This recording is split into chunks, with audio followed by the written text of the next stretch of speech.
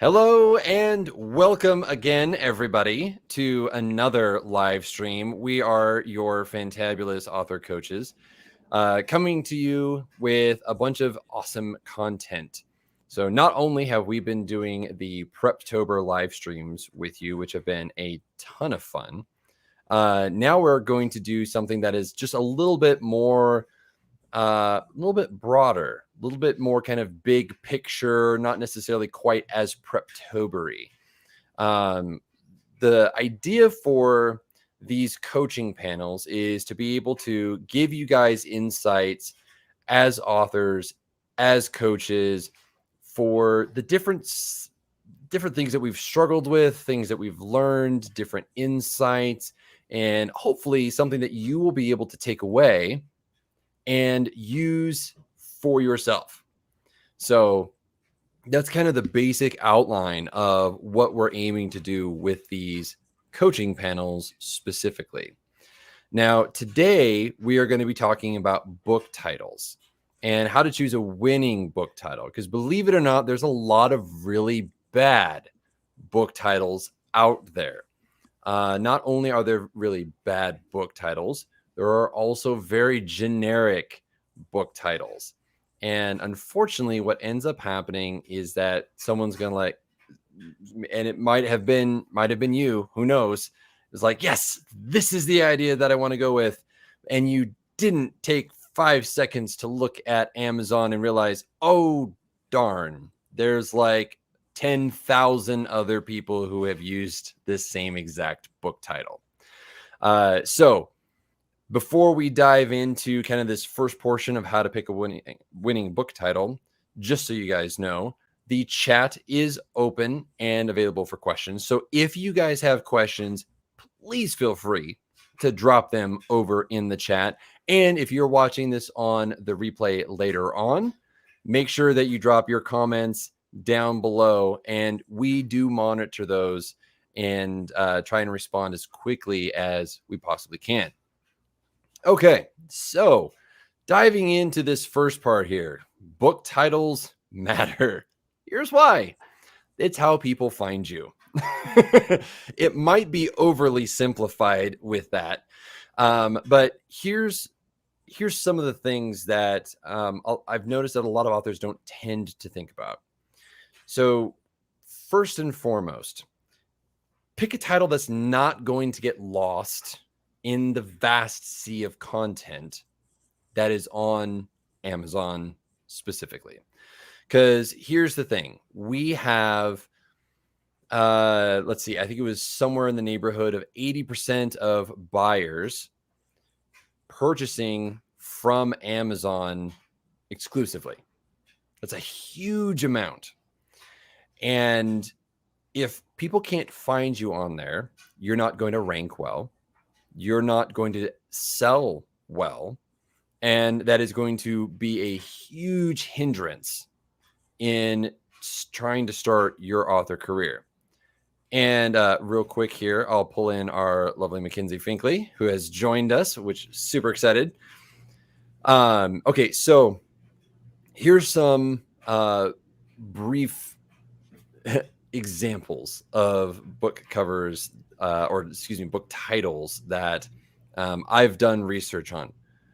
The Journey.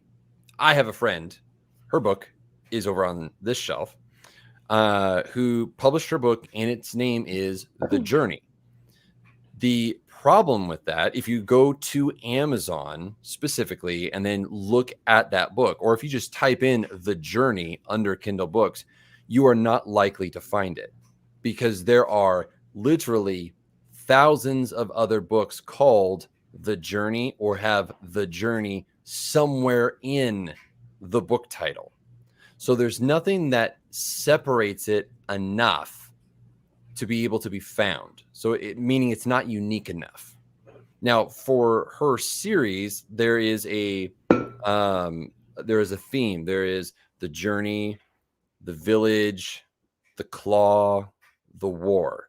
Okay, so it has a theme going through it.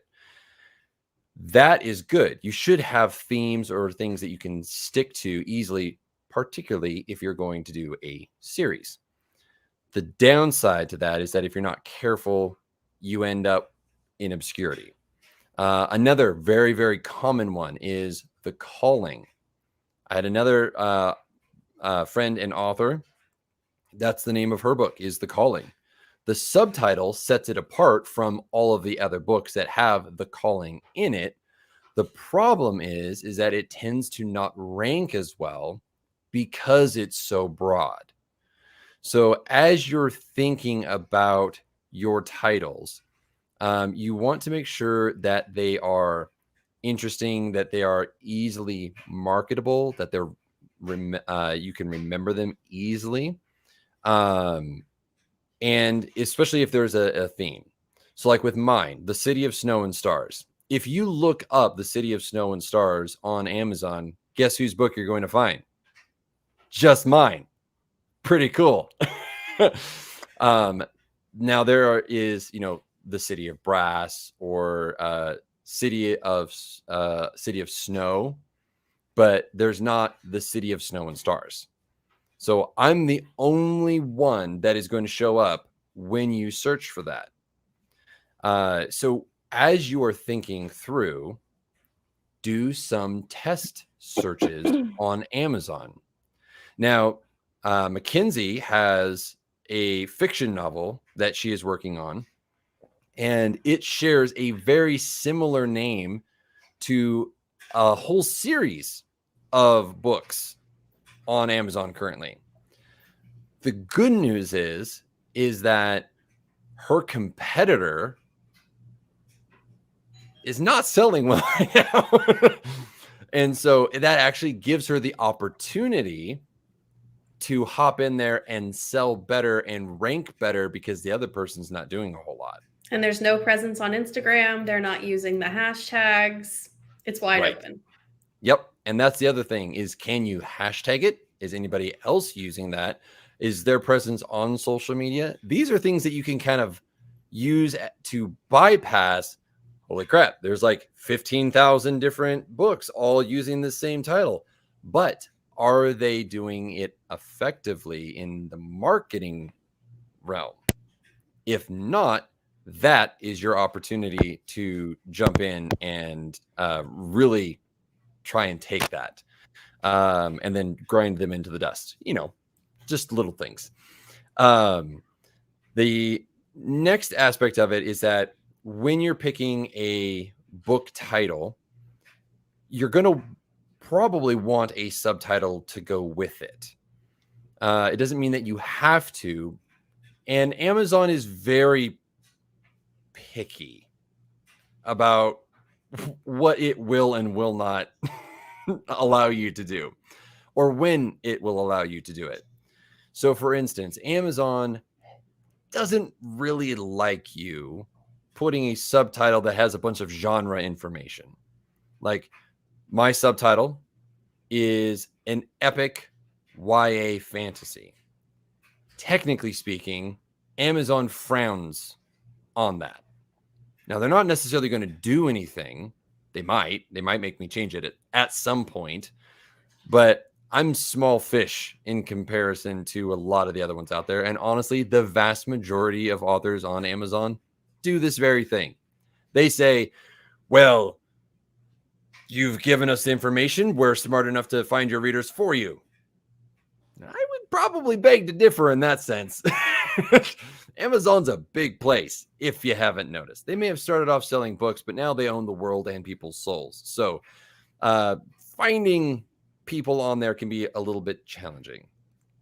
And your cover design has to come into play there. If, for instance, your cover is not necessarily super specific to your genre and not easily identifiable, you may want to have that kind of subheader there. Now, for my book, The City of Snow and Stars, this doesn't look like the genre-specific YA covers that are out there. There's no girl holding a fireball in her hand. There's no one running away. There's no swirly lights. There's no one in a red dress. None of that's happening. It is black with a silhouetted face. The only one that comes close to that is Sky in the Deep by Adrian Young. And probably Fable, also by Adrian Young. So that's as close as I'm probably going to get. My book needs a little bit more help, hence why I have a subtitle there. So you're going to be wanting to think about those things as you are thinking about your title. The other thing with the title is that it should be something that either, if you're doing a series, something that you can replicate. So my novel trilogy is The City of Snow and Stars, The City of Stone and Sorrow, and most likely right now the working title for book 3 is The City of Shadow and Song. Now if that pops up anywhere else before I'm done, I know where you guys are. Hashtag analytics. Just kidding, I don't. So I've kept a theme with city and then descriptors. Now I'm working on short stories, and I have a whole short story series planned. I actually have several short stories series planned, and it's thinking of in themes, how can I play with this depending on the theme? Themes are impacted by genre. They're impacted by subgenre. They're impacted by niche. They're impacted by audience. Will the audience know what this genre is simply by cover and title? If yes, great. If your cover is like, yep, on point, but your title is like, it sounds like Spaceballs, but it reads like a fantasy, that's going to be a problem, because it's also a promise to your reader. It's a way to tease. So you need to have a very fine balance between the two. Now, there's a couple of ways you can go about coming up with a title. You can use a title generator. It's not a bad way to go. Sometimes you just need something to work with as you're working through your draft. Sometimes that's all you need. And then you find out what that magic thing is and you pull it from the book itself, and it's like, aha, that's what it was. Or you do like me and you end up doing one of those stupid Facebook, take the first letter of your first name and the first letter of your last name, and then find where that is, and then insert it into prefabricated thing. And then you get The City of Snow and Stars. And then you're just like, that sounds like a great name for a book. I'm going to do that. And then you have a title before you even have a book idea. Okay. So that's also another way to go. Or you can spend several hours brainstorming. There's really no right or wrong way to do this. It's going to differ from author to author. If you're going to sit down and do brainstorming, the first thing that you're going to want to do, again, is know your genre that you're going to be writing in. And go, okay, if I'm writing fantasy, then there are certain elements that I need to make sure that I am taking into consideration. Then you sit down and then you just brainstorm all of the names. They're probably going to be really bad, and that's okay. The goal is to try and get as much of that stuff down and out of your head as possible. Then what you can do is you go to Amazon, or you buy something like Publisher Rocket, which is the thing that I use now to try and find different titles that could be competitors and such. Then you go to Amazon and you look and you do searches under the Kindle store for those specific titles that you're coming up with. And then you see how many competitors there are. Is there anybody by that same name? Is there a series name using that? Because if there is, that can potentially be a problem. Now, titles cannot be copywritten. So everybody can have the same title if they wanted to. And then it comes down to who can market better than the other person. Mackenzie's going to be dealing with that. So it's basically other person's not marketing so much. She comes in, grinds them into the dust with better marketing. Huzzah. So keep Yeah, like one of those like peppercorn shaker, you know. So want to make sure that you guys are doing research on your titles before you just launch into it, and then you get to publishing and you're like, why is nobody buying my book? Oh, because it's getting confused with another book by a different author. That's a problem, because then you don't make as much money. Okay, so if you guys have any questions about that, always make sure to feel free to drop it into the chat. We do monitor that, and we are happy to take questions live during the live stream.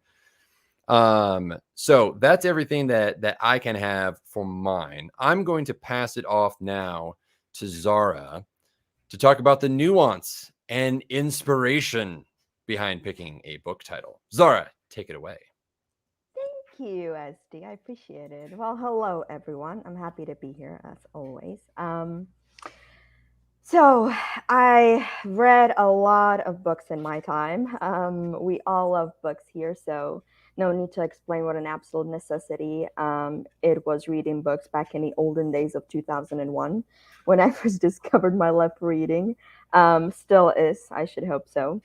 So, apart from losing ourselves in the stories, alleviating our pain, or finding joy, we can learn a great deal from them from the professional standpoint. SD did a great job explaining the logistics and what makes sense marketing wise, and I will touch upon what makes sense narrative wise. We'll take a look at what works and what doesn't by giving some historical and contemporary examples. So, naming your book is 50% intuition, 50% strategy. Sometimes it comes to you as easy as breathing. Sometimes you have to work a little harder to find it. Regardless, examining your choice before the final decision is always a good idea. And like I said during the Monday live stream, there's no such thing as plagiarism in creative writing. So turn to the ledger of books you've read to compare what works and what doesn't. So let's start off with the classics and then work our way up to modern times.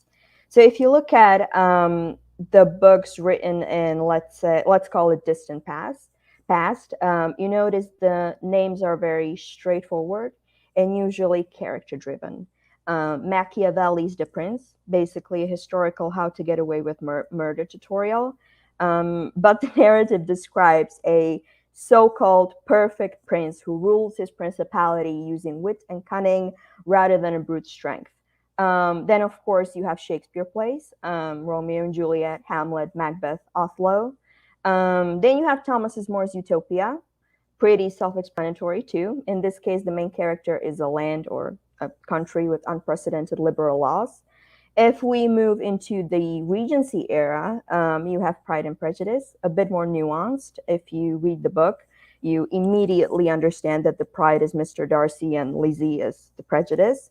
So obviously, there's a pattern in the old classical literature when it comes to naming the books, and that is let the audience know who the hero of the book is.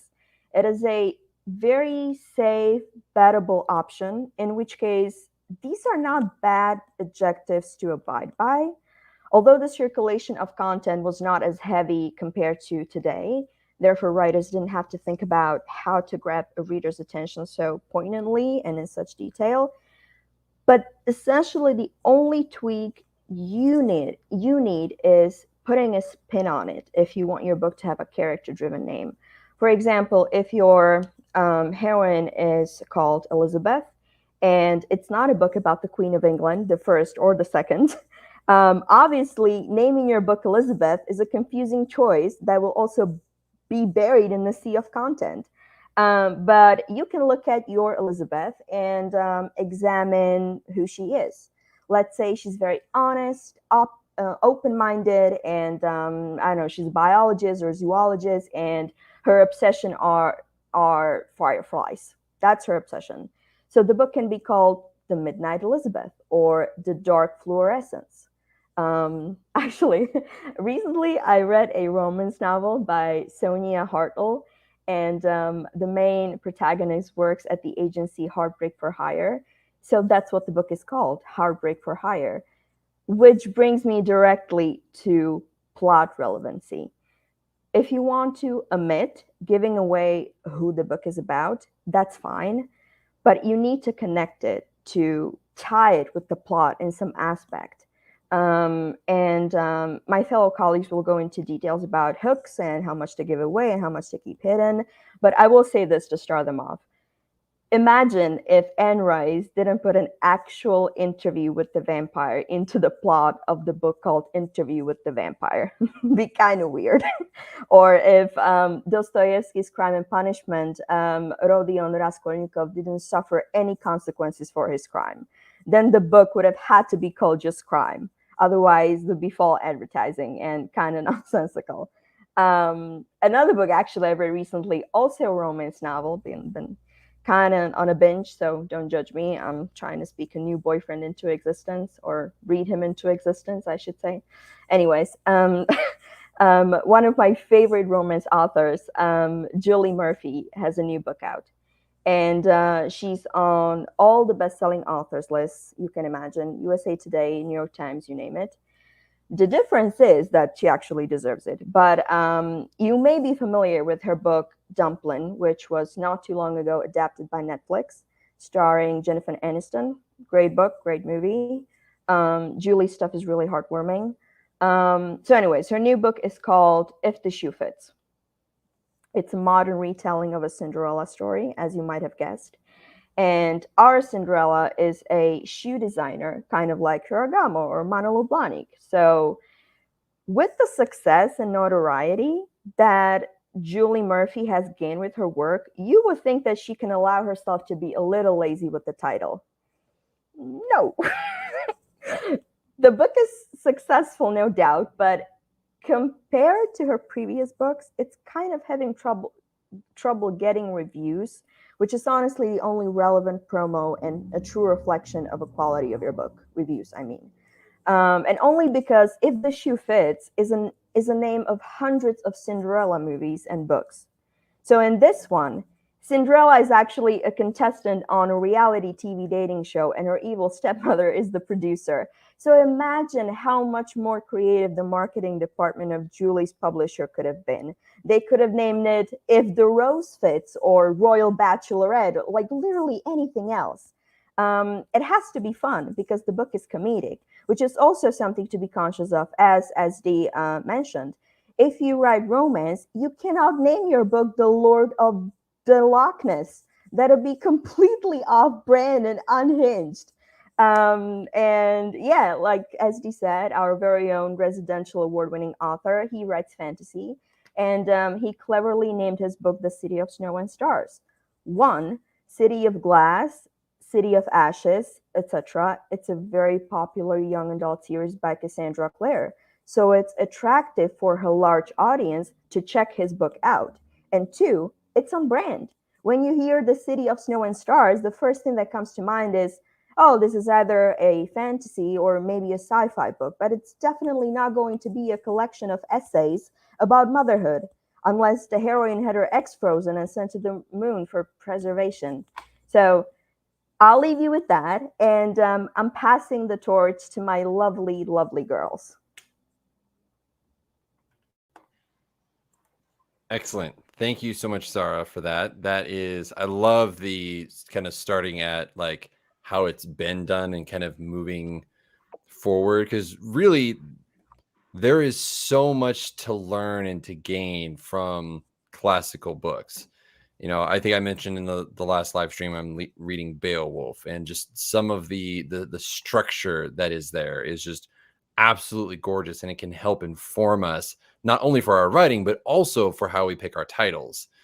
All right, so Kyra is next up, and she's going to talk to us about how to tease without giving too much away, which is, I think, that's a struggle when it comes to titles, is is how to do that.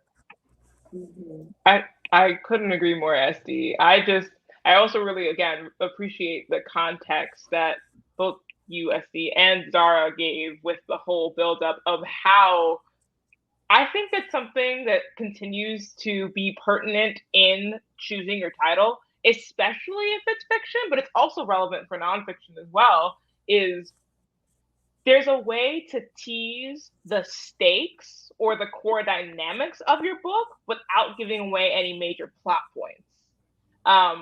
For example, there are two book series / like authors that come to mind when I think of this.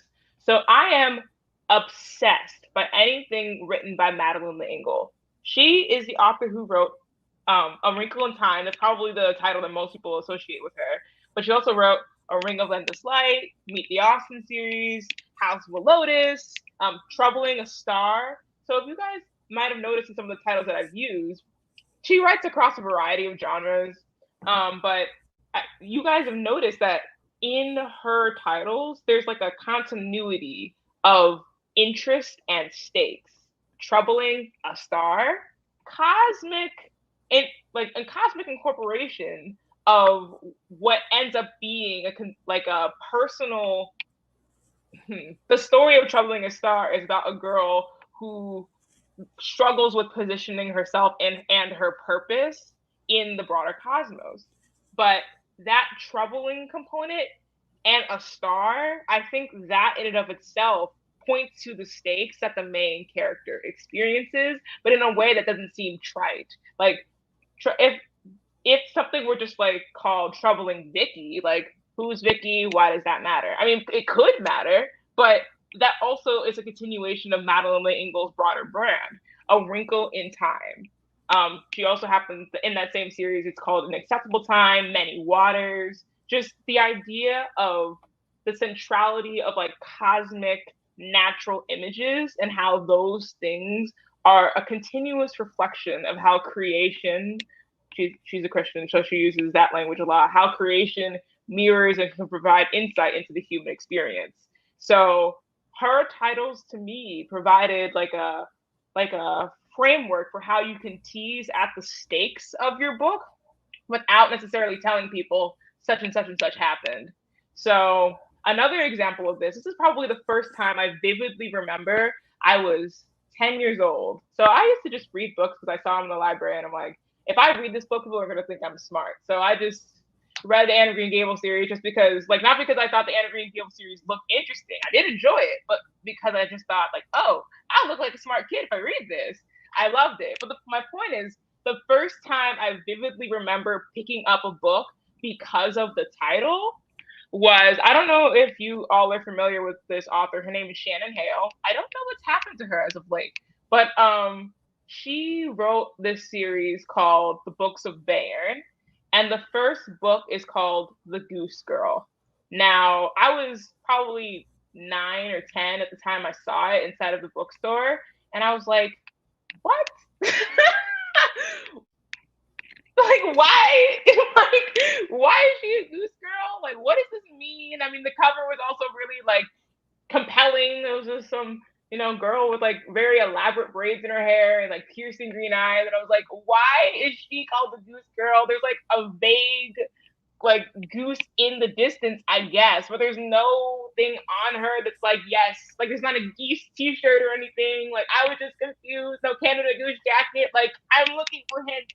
So 10-year-old me was like, what? Like, why is this so important? So I picked up that book, binge read the entire series after that. I actually have been meaning to reread it for a while because, again, like, that title, Tease, Zara pointed to, like, character-driven titles.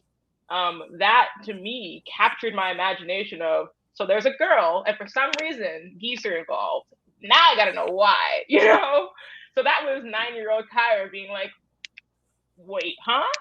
And I just think that, so if you don't want to go the character-driven route, this other approach in terms of teasing also tends to be, nonfiction books can also be character-driven in the sense that it can be talking about the people or the entities that are involved in a particular tension. Like, probably one of the more famous ones. Isn't it called is it called The Originals? The Originals? I'm thinking of the Adam Grant book. Yeah, The Originals. Who are they? What? That sounds like the name of like some random Marvel team, but it's not. I'm pretty sure it isn't, unless like there's, you know what I mean? And you're just like, who are these people? And that in the title, I mean, and the cover also tends to be captivating. It's like a, what's it called? It's a match lit by water. So, I mean, again, SD alluded to how the cover will also be important in adding broader context to your title. But another way to, in the way in which the character-driven model can apply to nonfiction, could be how you present the people or the entities you want to engage with in the subject matter of your book. Now, if you don't want to go the more character-driven route, I have to say personally that both of the titles for my novel and my current work in progress is a little bit more character-driven. But if you want to go the more, like, I suppose, plot-driven route, it's better to choose a phrase that is pertinent to your plot than it is to articulate a direct plot point. Like, As I Lay Dying by William Faulkner, for example. Like, you know, that's a period of time. A whole bunch of things could be implicated in the process of dying, but that's a very important contextualizing agent for the rest of the story. So people are like, oh, here's the context, but I have no idea what the plot is. You can make that argument for the entire book, TBH, but I still love it. But all of that is to say, teasing is important. And if you're really stuck on what to tease without giving too much away, start with either who are the characters that I want for people to meet or be centered in this narrative? Or if you don't want to do that, what is a contextualizing thing that I can provide? Like, what is it, can I say about the setting that is a consistent thread throughout the entire plot without saying, oh, and by the way, everything is going to deteriorate rapidly? Unless, I mean, I guess you could call something like the deterioration of Veronica's hand. Like, I guess you could call it that. Like, you could call a book that, but then it's like, who's Veronica? What's her hand doing? Why? Like, that seems like an isolated moment in the broader context of your story.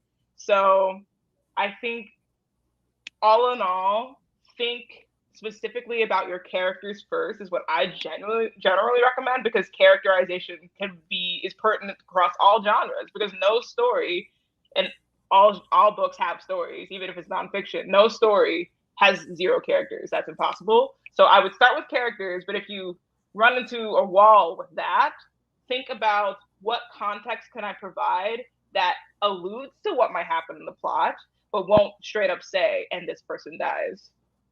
This is coming from somebody who has a lot of death in her books. So, yeah. No, that's so good. And like the nearest example that I have is, the series name for my trilogy is Cities of Wintnaith. And so like each book is named after or themed around one of the cities on the continent. The City of Snow and Stars is Rhiannon, and then the City of Stone and Sorrow will be Troneus. The City of Shadow and Song will probably end up being a different city. I don't know which one that will look like yet, but that theme is incorporated throughout. So it's not so much that it's, the characters are on the front of the book, but the cities are the primary cities in which a lot of the conflict will be taking place. And so it's like those things are teased and hinted at, within my title and series name. So, to your point, you can take those and wrap that up. There's another author, her book's name is Endemite, and the series name will be the name of the character. But it's like I forget what the character's last name is, but it's like the Shea Chronicles or the Shea Saga, or something to that effect. And it tells the broader story within that series name, and the character that you're primarily going to be following. So I love that. So many little nuances to doing book titles and doing them well.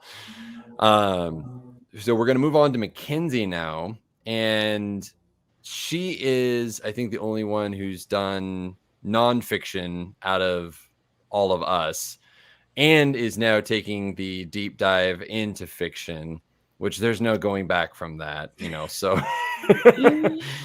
and now we get to hear from her about being poetic regardless of genre. And so, Mackenzie, why don't you tell us a little bit about the process that you went through and the tips that you have for our fellow authors?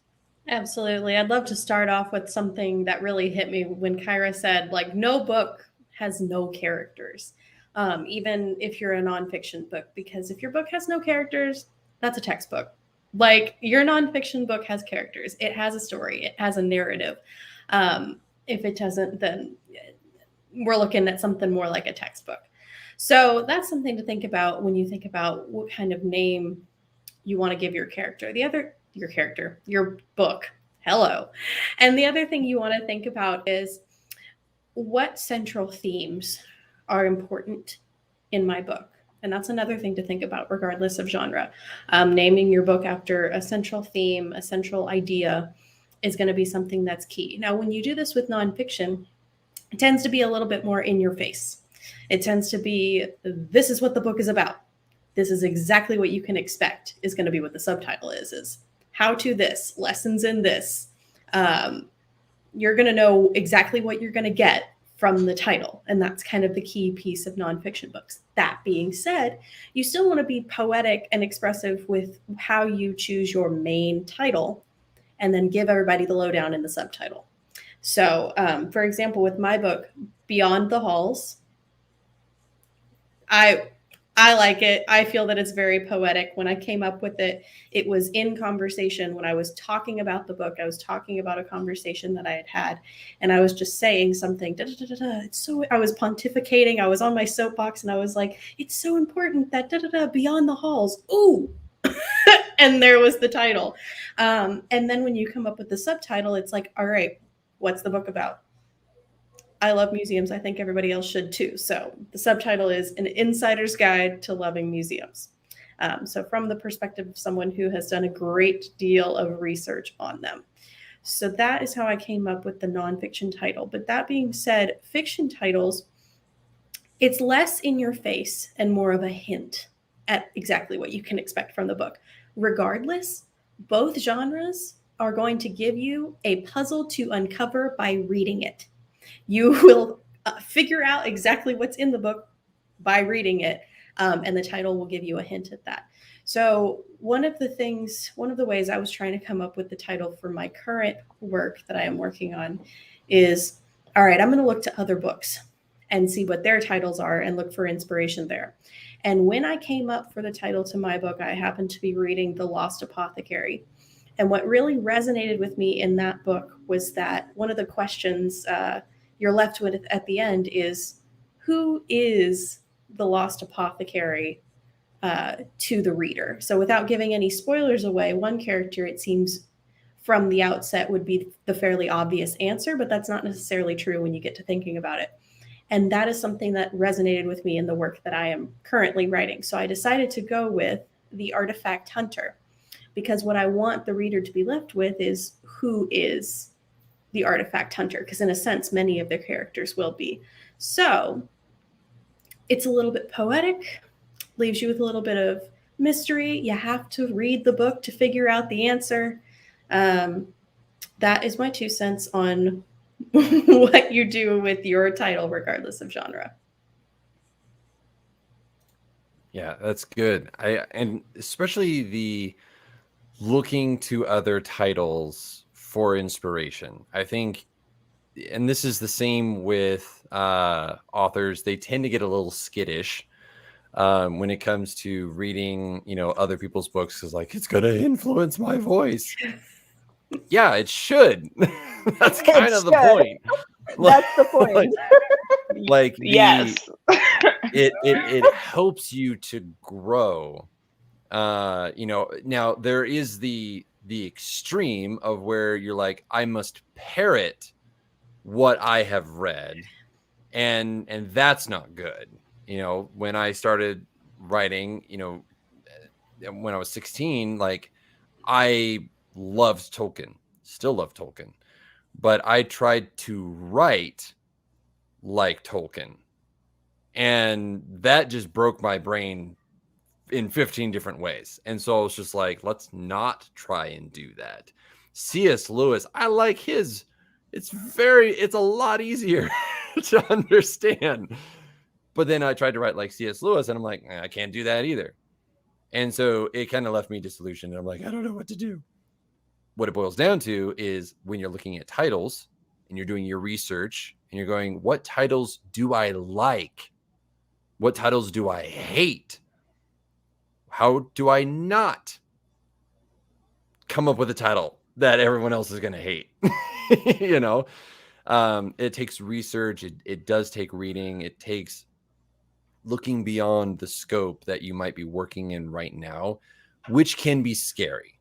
Like it's not to take away or make it sound, you know, like it's just the super easy thing and it's the obvious answer, because I don't think it is. It's something that we grow into as authors when we begin to realize, you're like, you know what?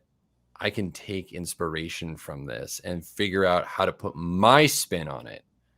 And that's what's going to make this particular title special.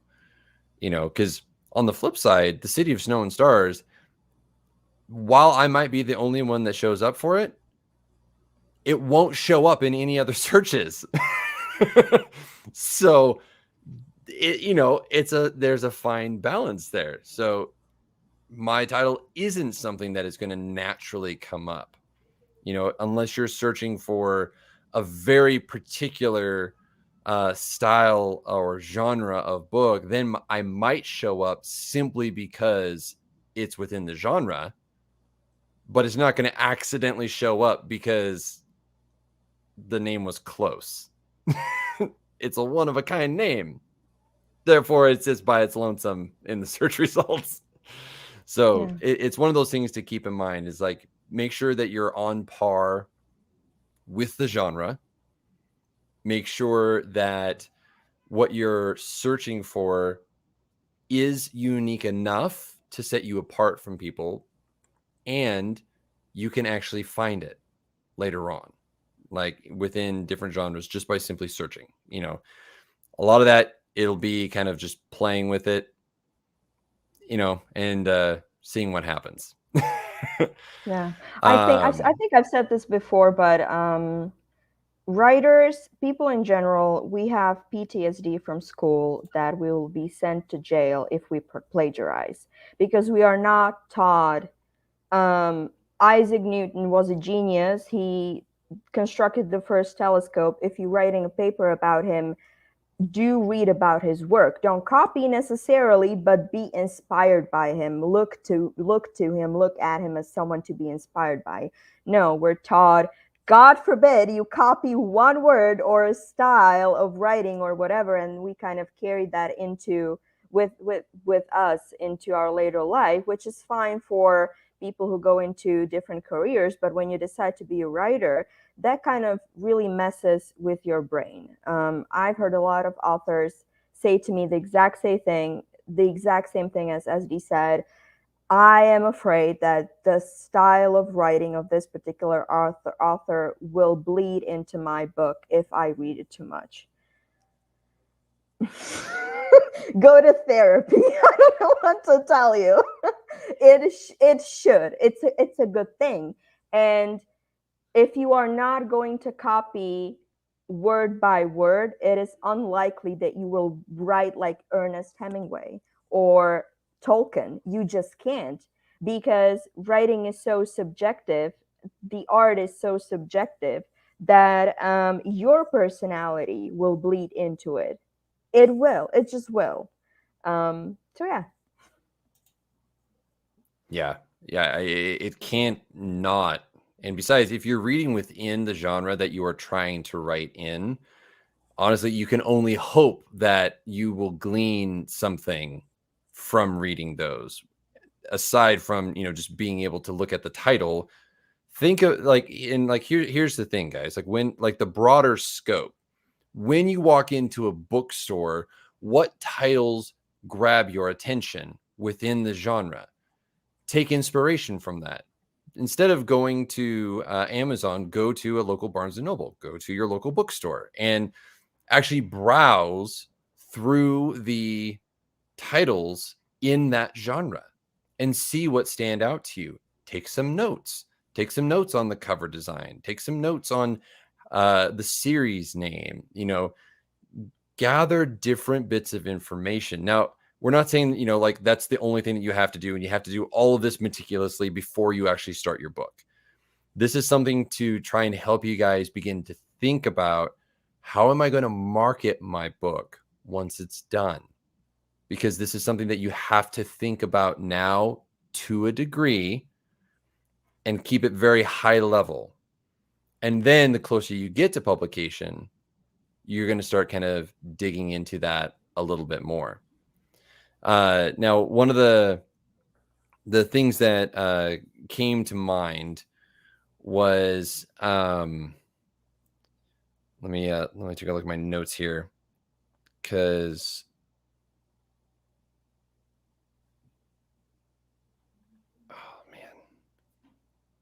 I lost my place in it. Well, I will throw up the question of the day here.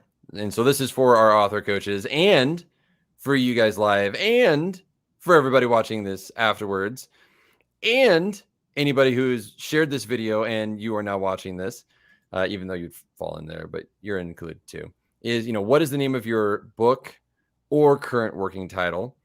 You know, I've already mentioned my second book is The City of Stone and Sorrow, because no happiness ever happens in the second book of a trilogy. Like, let's be honest here. It all goes downhill after book one. And then for the short story series, I have, you know, The Undoing, and then there's 4 books within that all have their titles done. But they're based on themes, you know, unseeing, unhearing, unspeaking, undoing. It's the theme for the entire series. So for you guys, what do you have going on, and what are the names of your current works in progress? Fire away. Okay, I guess I must start. So currently the working title is of my second book that is in progress right now is Sunset in La Paz.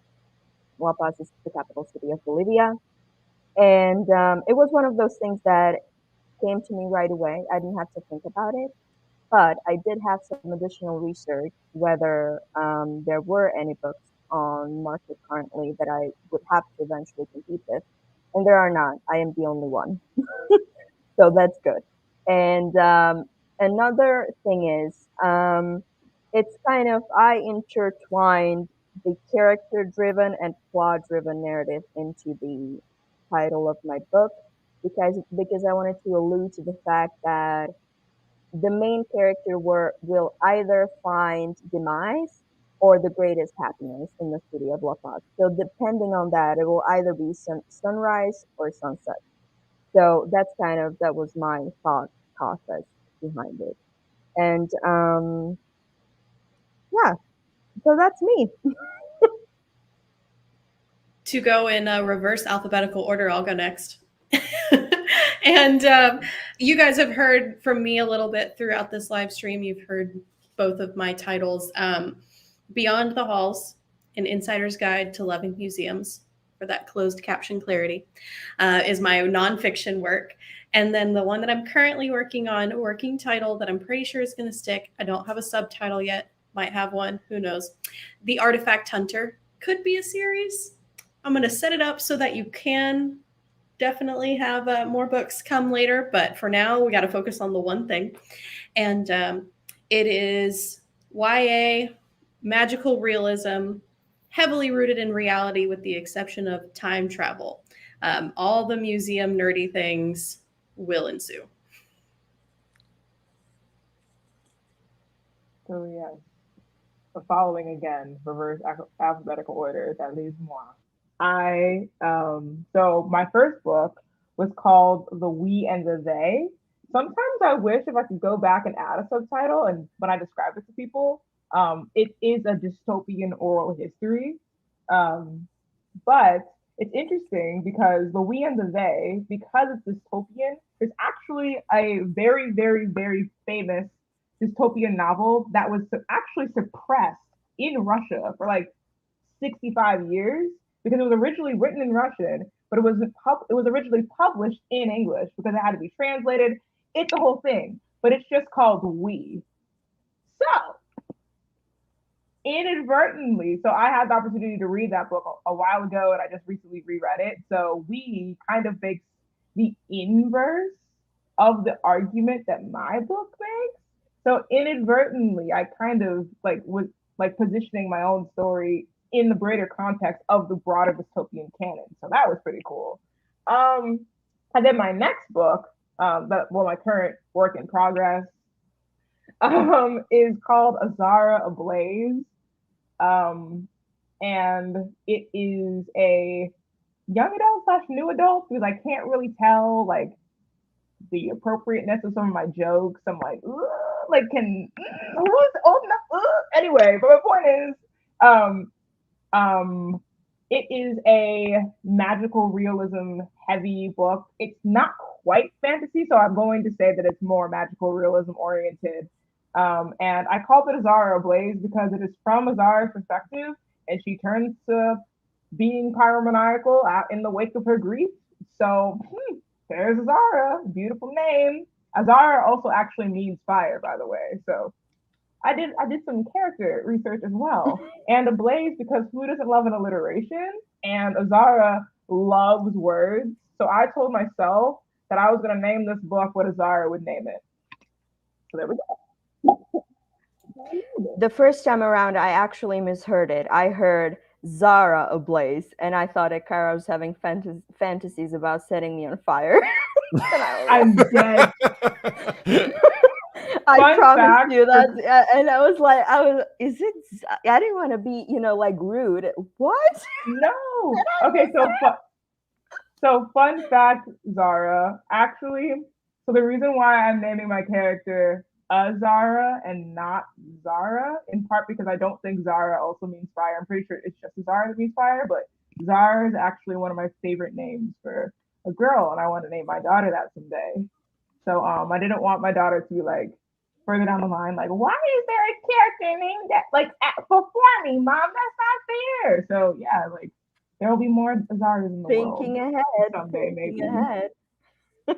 Yeah. Yeah, you don't want the kid to look at that and be like, "Oh, look, I can be a pyro too." Life goals. Yeah, that'd be like, look, no, hon. There's a A in front of it. That's not you. I'm not resistance. So yeah. Oh, that is so good. And I actually forgot to mention mine. The City of Stones, City of Stone and Sorrow is it's Christian fantasy. It waffles somewhere between epic fantasy and dark fantasy. This one might end up more in the dark fantasy category than the epic fantasy category. We'll have to see. And then the Undoing series is actually going to be post-apocalyptic dystopian, which is going to be a lot of fun to write. And I remembered what it was that I was going to talk about initially. So for those of you who are just on the struggle bus with coming up with titles, I don't blame you. Coming up with titles can be incredibly difficult. I think it is only slightly less difficult than writing a blurb, which we'll probably talk about in a future stream. Those are just not fun at all. I would rather try and find a title than write out a blurb. But if you guys are struggling with it, I would recommend checking out KDP Rocket. Dave Chesson is the guy who invented it, and it's actually super useful. So it's not, we don't sponsor it. It's something that I've used. I've known a few other people who have used it and said really great things about it. It helped me. I actually used it and walked Mackenzie through her title and looking at competitors and being like, hey, here's people you can grind into the dust. Here's people that I would try to avoid. Those types of things actually help give you the opportunity to get a leg up and search Amazon in a much faster way than it would be just going to Amazon itself. So I highly recommend looking into it because it could be a very, very helpful title or search engine, essentially, to help you find some of those things. All right, real quickly, and we're gonna wrap up here. Any one final thought that you're like, you know what, this one thing has to be said. Maybe we get answers to Veronica and why she's handless, or Vicky and why she's so troubled all the time. Maybe it's just that, because I have questions. But if there's anything else that you guys want to throw out to help our fellow authors, what would it be? I've got one. So when I work with authors to come up with a great title, regardless of genre, I have made a cute little acronym, and it's called BOSS. How to make your title BOSS, but it's a little bit German. It's BAUS. And what that stands for, I know, is brevity, action verbs, unique, and shareability. And what I mean by that is a lot of the things that Stephen mentioned at the beginning of this live stream. And brevity, short and sweet, 1 to 2 words is most ideal, and save your longer phrase for the subtitle. Action verbs. This is a hashtag author pro tip.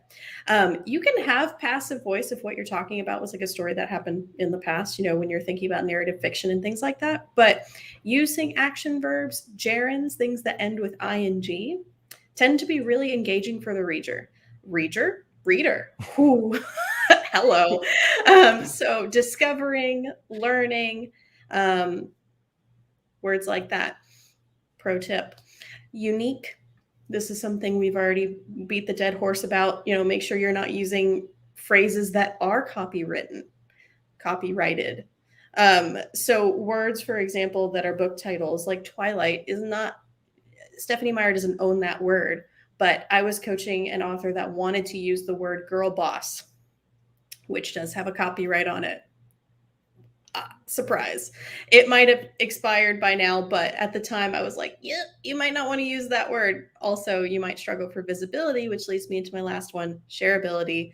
So whether it makes a good hashtag or it's something that's easy to say, a shareable title will spread far better than a tongue twister or a hashtag that is already heavily in use.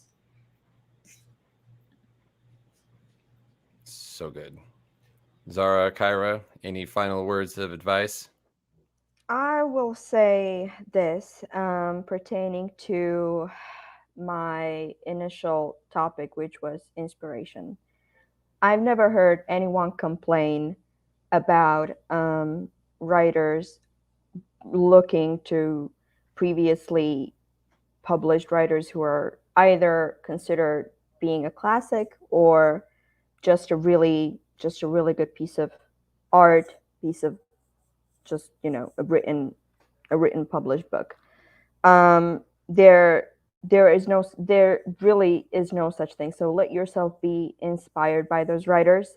The great writers of previous generations themselves did that. F. Scott Fitzgerald was famously edited by Gertrude Stein, and he looked to her for advice and for writing style. He was heavily influenced by her. So when you're looking for a title, I'm sure no one will ever utter a sentence that'll sound like, oh, this reminds me of Great Gatsby. This is really horrible. Like, that will not happen.